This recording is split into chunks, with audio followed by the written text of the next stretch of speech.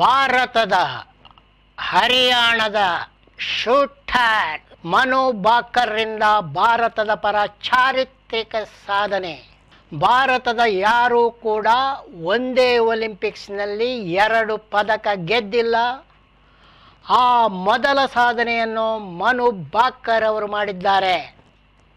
ಮೊನ್ನೆ ತಾನೇ ಅವರು ವೈಯಕ್ತಿಕ ಕಂಚು ಗೆದ್ದಿದ್ದರು. ಇಂದು ಸರಬ್ಜಿತ್ ಸಿಂಗ್ ಅವರೊಂದಿಗೆ ಮಿಕ್ಸೆಡ್ 10 ಮೀಟರ್ ಏರ್ ರೈಫಲ್ ಶೂಟಿಂಗ್ನಲ್ಲಿ ಕೂಡ ಕಂಚು ಗೆದ್ದಿದ್ದಾರೆ. ಸರಬ್ಜಿತ್ ಸಿಂಗ್ ಅವರಿಗೂ ಕೂಡ ಕಂಚಿನ ಲಾಭ. ಆದರೆ ಭಾರತಕ್ಕೆ 1 ಎಂದು ಮಾತ್ರ ಲೆಕ್ಕ. ಹಾಗಾಗಿ ಮನು ಭಾಕರ್ ಅವರು ಒಲಿಂಪಿಕ್ಸ್ ಚರಿತ್ರೆಯಲ್ಲಿ ಭಾರತದ ಪರ ಒಂದೇ ಒಲಿಂಪಿಕ್ಸ್ನಲ್ಲಿ ಡಬಲ್ ಸಾಧಿಸಿದ ಮೊದಲಿಗರು ಎಂದು ಆದರು.